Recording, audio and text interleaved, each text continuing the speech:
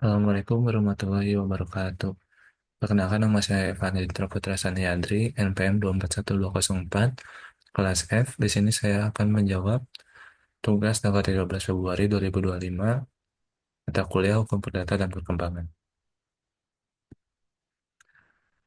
Yang pertama ada pengaruh Undang-Undang Nomor 5 Tahun 1960 terhadap Buku 2 KUH Perdata. Dengan diberlakukannya Undang-Undang Pokok Agraria Undang-Undang Nomor 5 Tahun 1960, terjadi perubahan signifikan dalam kitab Undang-Undang Hukum Perdata, khususnya dalam buku 2 yang mengatur hak milik atas tanah.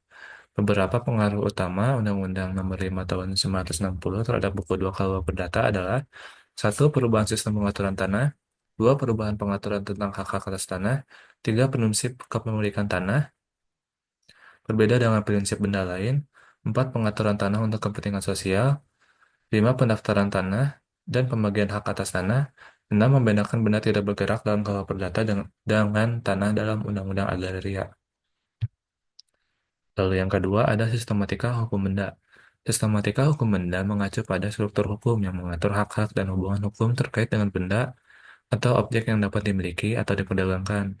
Sistematika hukum benda juga mengatur seperti pengertian benda, klasifikasi benda, hak atas benda, peralihan hak atas benda, dan juga memberikan perlindungan kepada pemilik benda dan memungkinkan adanya penyelesaian sengketa yang berkaitan dengan benda melalui jalur hukum yang sah.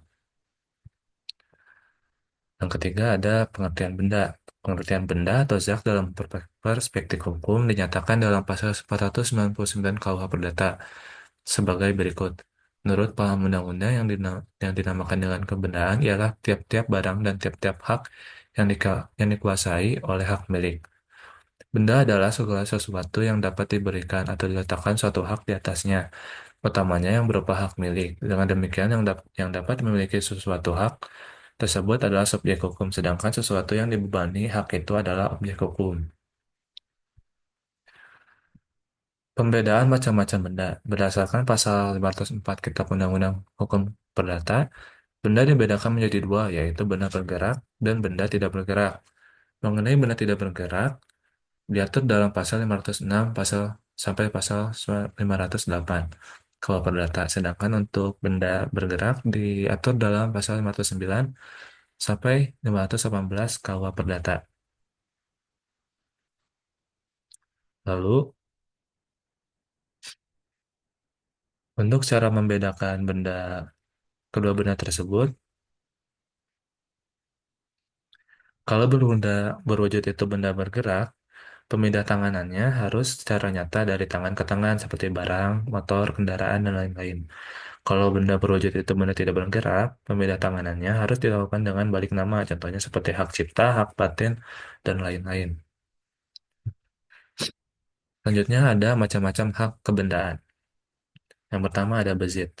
Bezit merupakan kepemilikan atau kepemilikan fisik atas properti. Ini adalah hak untuk menggunakan, menjual, atau memindahtangankan kepemilikan properti. Pengertian tentang bezit di dalam KUH Perdata dapat dilihat dalam ketentuan pasal 529 KUH Perdata. Yang dimaksud dengan bezit adalah kedudukan menguasai atau menikmati suatu barang yang ada dalam kekuasaan seseorang secara pribadi atau dengan perantara orang lain seakan-akan barang itu miliknya sendiri. Contoh bezit dalam kehidupan sehari-hari yaitu seorang teman Anda meminjam sepeda Anda untuk beberapa hari. Selama waktu itu, teman Anda memiliki kendali fisik atas sepeda Anda, namun Anda tetap menjadi pemilik sepeda dan memiliki hak untuk meminta kembali sepeda Anda kapan saja. Yang kedua yang ada Legenda memiliki pengertian kepemilikan atau hak milik atas properti. Ini adalah hak untuk memiliki, menggunakan, dan mengendalikan properti tanpa batasan. Ini juga berarti seseorang memiliki hak untuk memiliki, menggunakan, dan mengendalikan properti tanpa batasan, kecuali diatur oleh hukum. Hak ini dapat dilihat dalam pasal 570 KUH Perdata. Adalah hak hak milik adalah hak untuk menikmati suatu barang secara lebih masa dan untuk berbuat terhadap barang itu secara bebas sepenuhnya, asalkan tidak bertentangan dengan undang-undang atau peraturan umum yang ditetapkan oleh kuasa yang berwenang dan asal tidak mengganggu hak-hak orang lain. Kesemuanya itu tidak mengurangi kemungkinan pencabutan hak demi kepentingan umum dan penggantian kerugian yang pantas berdasarkan ketentuan perundang-undangan. Contoh eigendom adalah seperti, yaitu jika Anda membeli sebuah apartemen dan memiliki hak untuk menggunakan dan memanfaatkan apartemen tersebut, Anda juga memiliki hak untuk menjual atau memberikan apartemen tersebut ke orang lain. Yang ketiga ada obstal. Obstal merujuk pada hak milik atas bangunan atau struktur yang dibangun di atas tanah orang lain. Orang yang memiliki hak obstal dapat membangun dan memiliki bangunan di atas tanah orang lain selama jangka waktu yang telah disepakati. Hal ini dapat dilihat pada pasal 711 KUH Perdata yang berisi hak untuk mengkarang adalah hak kebendaan untuk mempunyai gedung, bangunan, atau tanaman di atas tanah orang lain. Contoh postal yaitu Anda membangun sebuah bangunan di atas tanah milik orang lain dan memiliki hak obstal atas bangunan tersebut selama jangka waktu yang telah disepakati. Selama jangka waktu yang telah disepakati, Anda dapat memanfaatkan bangunan tersebut sesuai kebutuhan Anda selama jangka waktu tersebut. Yang keempat ada ERFPA. ERFPA merupakan hak untuk menggunakan dan menikmati tanah orang lain selama jangka waktu tertentu. Pemilik ERFPA membayar sewa kepada pemilik tanah dan biasanya membangun atau mengembangkan tanah tersebut selama masa sewa. Hak ini dapat dilihat pada pasal 720 KUH Perdata yang berisi hak guna usaha adalah hak kebendaan untuk menikmati sepenuhnya barang tak bergerak milik orang lain, dengan kewajiban membayar upeti tahunan kepada pemilik tanah sebagai pengakuan tentang pemilikannya, baik berupa uang maupun berupa hasil atau pendapatan. Alas hak lahirnya hak guna usaha harus diumumkan dengan cara seperti yang ditentukan dalam pasal 620. Lalu yang terakhir ada servitude. Servitude adalah hak untuk menggunakan sebagian tanah atau properti orang lain untuk kepentingan pribadi.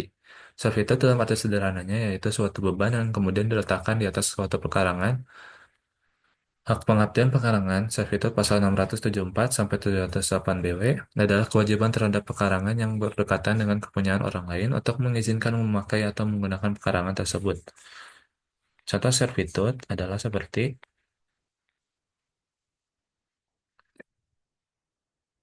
yaitu Anda memiliki pipa air yang memasok air ke rumah Anda, namun pipa tersebut berjalan di bawah tanah milik tetangga Anda.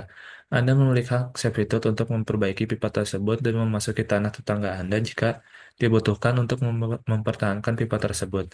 Tanpa hak servitude, Anda tidak akan dapat memperbaiki pipa jika terjadi kerusakan. Lalu yang nomor 6 adalah bezit. Istilah bezit berasal dari kata zitten Belanda yang secara liturgil berarti menduduki. Pengertian tentang bezit di dalam KUH Perdata tadi dapat dilihat di dalam ketentuan pasal 529 KUH Perdata. Yang dimaksud dengan bezit adalah kedudukan menguasai atau menikmati suatu barang yang ada dalam kekuasaan seseorang secara pribadi atau dengan perantaraan orang lain seakan-akan barang itu miliknya sendiri. Contohnya seperti yang tadi dijelaskan, selama waktu Anda meminjam sepeda Anda teman Anda meminjam sepeda Anda untuk beberapa hari. Selama waktu itu, teman Anda memiliki kendali fisik atas sepeda Anda, namun Anda tetap menjadi pemilik sepeda dan memiliki hak untuk meminta kembali sepeda Anda kapan saja. Nomor 7 ada levering. Levering dalam konteks kitab undang-undang hukum perdata, kalau perdata merujuk pada penyerahan atas suatu benda atau barang yang menjadi objek suatu perjanjian, khususnya dalam konteks jual beli. Secara sederhana, levering berarti serah terima suatu benda dari penjual kepada pembeli. Hal ini merupakan syarat penting dalam jual beli karena menunjukkan bahwa penjual telah memenuhi kewajibannya untuk memberikan barang yang dijanjikan kepada pembeli. Levering dijelaskan dalam pasal 1478 KUH Perdata bahwa penjual tidak wajib menyerahkan barang yang bersangkutan jika pembeli belum membayar harganya, kecuali penjual mengizinkan penundaan pembayaran. Hal ini menunjukkan bahwa levering biasanya terjadi setelah pembayaran dilakukan oleh pembeli.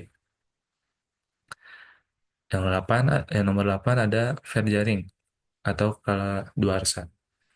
Fair jaring atau yang lebih dikenal dengan istilah daluarsa dalam hukum perdata merupakan suatu mekanisme hukum yang mengatur tentang hilangnya hak atau kewajiban seseorang karena telah melewati jangka waktu tertentu yang ditentukan oleh Undang-Undang Pengertian. Fair jaring dijelaskan dalam KUH Perdata pasal 1946. Lewat waktu ialah suatu sarana hukum untuk memperoleh sesuatu atau sesuatu alasan untuk dibebaskan dari suatu perikatan. Dengan lewatnya waktu tertentu dan dengan terpenuhinya syarat-syarat yang ditentukan dalam undang-undang.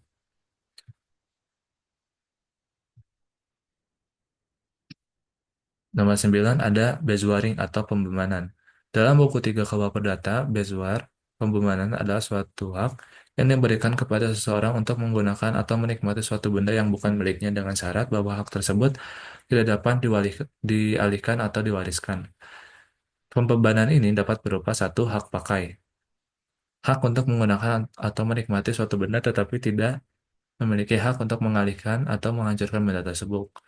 Yang kedua, hak cipta, hak untuk memiliki dan menguasai suatu ciptaan seperti karya sastra, musik, atau seni.